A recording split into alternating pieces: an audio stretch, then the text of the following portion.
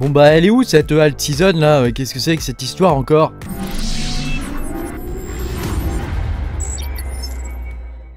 Bonjour les amis, je suis très content de vous retrouver aujourd'hui pour cette nouvelle vidéo où on va parler de macroéconomie, on va parler de Bitcoin, des ETF et on va surtout parler, elle est où cette fichue alt season?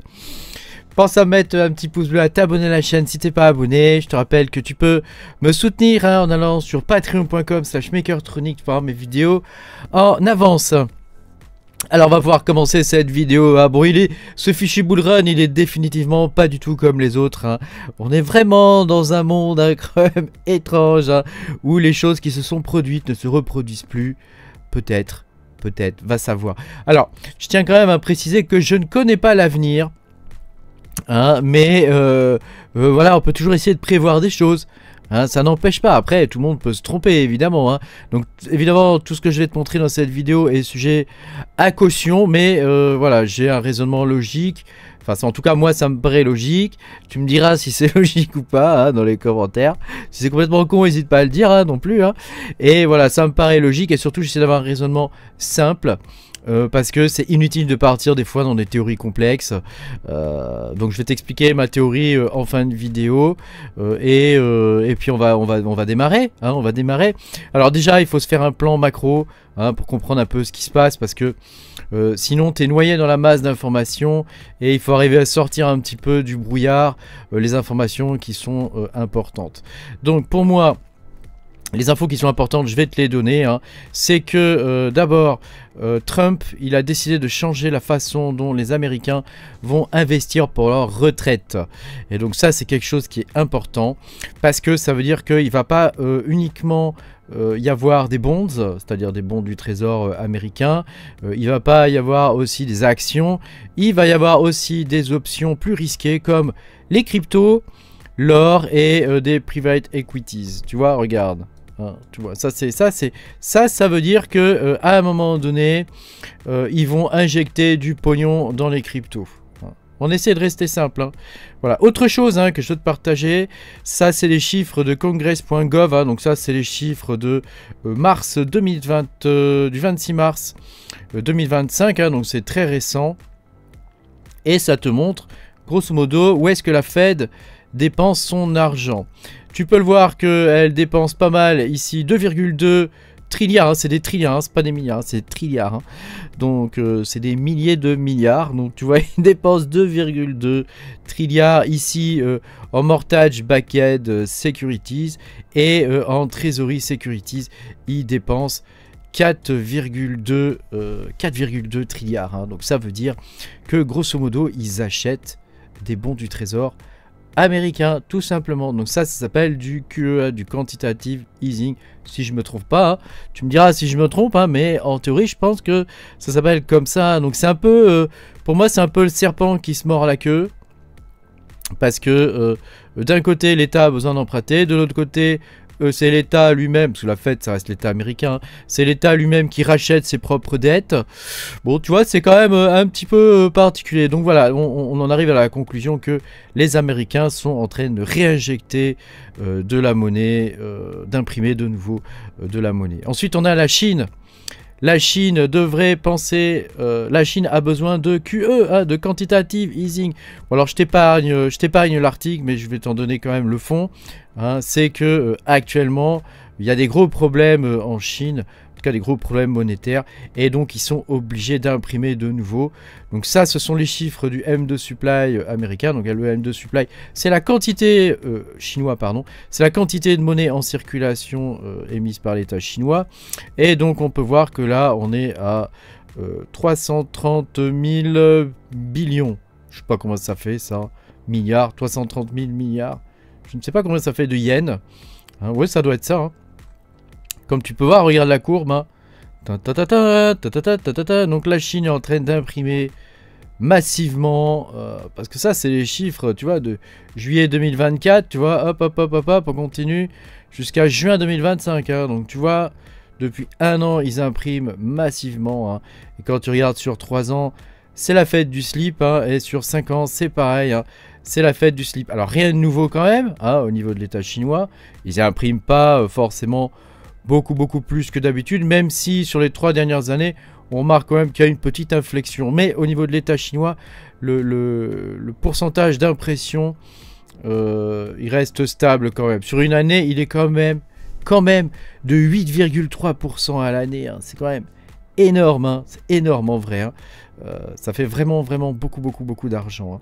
Ça, c'est le M2, mais sur le monde entier. Alors, j'ai pas mis les chiffres européens. Mais c'est vrai que j'aurais pu, hein, parce que c'est sensiblement la même chose, un peu moins quand même au niveau de l'Europe, hein, un peu moins. Hein. Alors là, tu vois, regarde, ça, ce sont les chiffres au niveau du monde. Hein. Donc comme tu peux le voir, hein, donc il y a la Bank of Japan, l'européenne, la Banque européenne, il y a la Fed, voilà, et puis là la PBOC, je sais pas ce que c'est, ça, si tu sais, n'hésite pas à le dire. Je suis pas un grand économiste, hein, je te montre juste des choses qui me paraissent intéressantes. Voilà, il suffit de réfléchir un peu. Et regarde, on peut voir que la courbe monte. Hein. La courbe monte et que il y a une inflation d'environ 7,45% dans la masse monétaire mondiale. Hein, mondiale. Parce que les cryptos, c'est mondial. C'est mondial, on peut les échanger à n'importe quel moment. Hein. Donc tu vois, il se passe quelque chose quand même. Il se passe quelque chose, la planche à billets est de nouveau en route. Alors, je vais te parler de l'effet Cantillon. Alors, je sais qu'il y a d'autres youtubeurs qui en ont déjà parlé de ça. L'effet Cantillon, c'est que la répartition de cet argent qui est imprimé, hein, il est pas réparti de la même façon en fonction de la population. Hein. Et voilà. Donc, le premier endroit où le pognon y va, hein, c'est dans les stocks, hein, sur les marchés. Hein, c'est le premier endroit où il va. Hein. Et petit à petit, il va ruisseler jusqu'à l'utilisateur final. C'est-à-dire nous, hein, le particulier, hein, mais nous, le particulier, on va en voir très peu en vrai. Hein. Le reste, la majorité va rester sur les marchés et dans certains types d'investissements. Hein. Donc là, tu vois, ça veut dire que grosso modo... Hein, et c'est ce que dit Trump ici. Hein, c'est ce que dit Trump ici. Hein. Il veut que les Américains se diversifient dans les cryptos et dans l'or, hein, et dans les private equity. Hein. Tu vois, ça, c'est ce qu'il dit. Hein. Donc, c'est ce qui va se passer. C'est ce qui va se passer. Alors, et c'est ce qui est en train de se passer actuellement. Ça, c'est le SP500. Donc ça, tu sais, je te le montre à chaque fois dans mes vidéos de Mining News pour avoir un topo global de l'économie en général. Hein. Donc, c'est un indice hein, des 500 plus grandes entreprises américaines. Et comme tu peux le voir, on crève les plafonds hein, avec un nouvel ATH. Hein. On fait ATH sur ATH. Donc là, ça s'arrête plus. Hein. Bon, t'as vu, hein. Avec l'annonce des tarifs, on a vu une petite baisse, hein, mais rien de foufou. Rien de foufou en vrai. Hein. Regarde là, on est sur un indice qui a 6294. C'est énorme, c'est énorme, c'est énorme. Et ça va continuer parce que l'argent arrive. L'argent frais arrive, donc ça continue. Hein. Donc là, on peut voir le prix du Bitcoin. Hein. Le prix du Bitcoin, il suit. Alors, tu vois, regarde la courbe, elle fait comme ça. Mais le prix du Bitcoin, c'est pareil, la courbe, elle fait comme ça. C'est pareil, hein, c'est la même chose. Hein. Donc, tu vois, à partir du moment où il y a du pognon, ça se déverse partout. Ça se déverse partout. On commence à le voir au niveau des altcoins. Mais tu vas voir, au niveau des altcoins, la situation, elle n'est pas si claire que ça. Alors ça, c'est le total market cap des cryptos. Donc ça inclut Bitcoin, tous les altcoins, donc Ethereum, Solana, et puis tous les petits, même les petits altcoins, même les micro market cap, etc. Donc comme tu peux le voir, hein, c'est la même chose. Hein. On est là sur un ATH, hein, quasiment la même valorisation que Tesla, avec quasiment 4 trilliards, hein, comme Tesla quoi. Les cryptos, l'intégralité des cryptos valent le même pognon que, pas Tesla, pardon, que Nvidia. Oh là là, je dis des bêtises. Ça vaut la même valorisation que Nvidia. T'imagines un peu? T'imagines le truc de dingue? Moi, ma question, c'est est-ce que les cryptos amènent apportent la même valeur que Nvidia, hein, que les cartes graphiques et l'intelligence artificielle et tout ça? Parce que toute l'intelligence artificielle est basée quand même sur les puces GPU Nvidia. Hein, voilà. Ça, c'est le total crypto market cap, hein, tel qu'on peut l'avoir. Alors c'est le total 3, c'est-à-dire 100 BTC et 100 ETH. Et alors là, comme tu peux le voir, hein, on a une belle montée. Hein. On est revenu au trilliard. Donc ça, le trilliard, c'est un chiffre qu'on avait eu. On va dézoomer, hein, c'est un chiffre qu'on n'avait pas vu depuis, tu vois, ici, là, hop, hein, depuis décembre 2024. Hein, on était monté au trilliard aussi. Et ici, en 2021. Tu vois, 2021, on avait dépassé très largement le trilliard, hein, très largement. Enfin, on avait dépassé 1,1. Hein. Bon, il n'y a que 100 milliards de différence. Hein. Juste 100 milliards. 100 milliards, c'est pas beaucoup. Hein. Ça, c'est Ethereum hein, qui commence à remontrer un peu de force. Alors, Ethereum, bon, il y a deux choses à dire hein, quand même sur Ethereum. Là, on a des montées quand même qui sont caractéristiques de ce qu'on peut voir dans la prise de position d'institutionnels, hein, avec des montées en palier comme ça, tu vois, sans véritable baisse derrière. Donc là, probablement, on va avoir la même chose, hein, c'est-à-dire une sorte de range et on va repartir à la hausse, hein, sachant que tu vois ici quand même, le top, il serait donné quand même pour octobre. Voilà, bon, c'est dans la zone hein, de octobre 2025. Donc on pourrait avoir un Ethereum qui pourrait pousser peut-être jusqu'à son ancien ATH. Peut-être, à voir.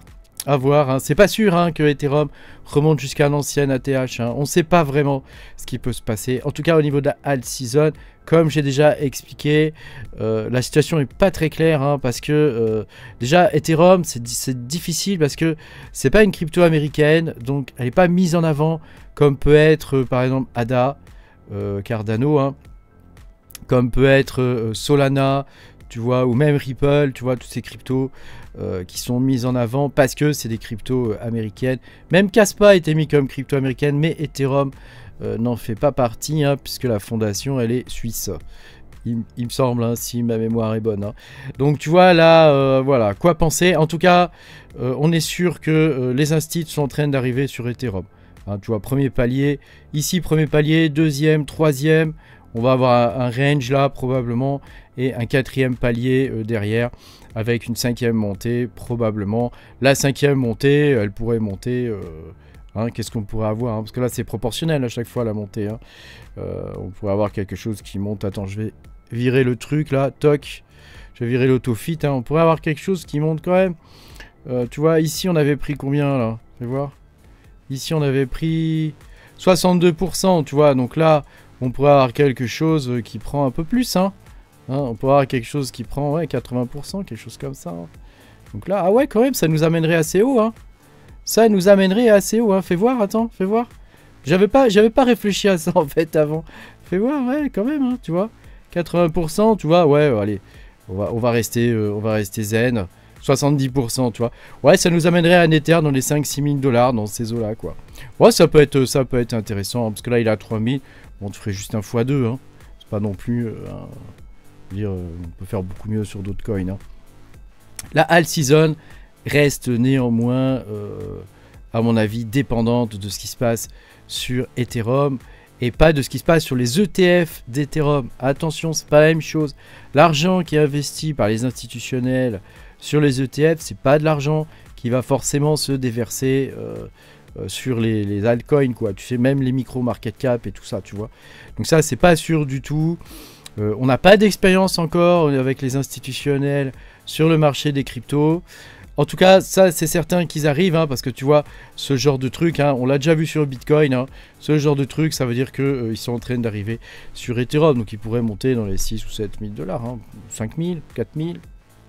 Ça dépend si est-ce que la fondation Ethereum va vendre. Hein, la fondation Ethereum, elle est connue quand même pour vendre, hein, donc méfiance quand même. Hein, voilà, c'est plus risqué pour les institutionnels d'investir sur Ethereum. Hein. Donc, la Altcoin Season Index, regarde, on remonte, hein, on remonte. Hein. Mais je te signale que, tu vois, regarde en 2024 où on était. Hein, et c'est pas pour ça qu'on a vu une Alt Season de ouf. Hein, comme je t'avais déjà expliqué il y a longtemps dans mes vidéos, je t'avais expliqué qu'on verrait certains coins monter et d'autres pas du tout. D'autres partiraient à la cave. Hein, il y a beaucoup de cryptos désormais. Tout le monde ne va pas investir sur toutes les cryptos en même temps. Hein. Donc il y a quelques cryptos qui vont monter. Il faut choisir les bonnes. Il faut choisir les bonnes. Moi, tu connais ma spécialité, c'est les mini market cap hein, qu'on peut miner en proof of work. Voilà, c'est ça ma spécialité. Parce que nous, en tant que mineurs, on arrive avant tout le monde. Donc ça nous donne un avantage incroyable. Mais c'est vrai que voilà, si tu dois acheter des cryptos et des choses comme ça, la situation est différente.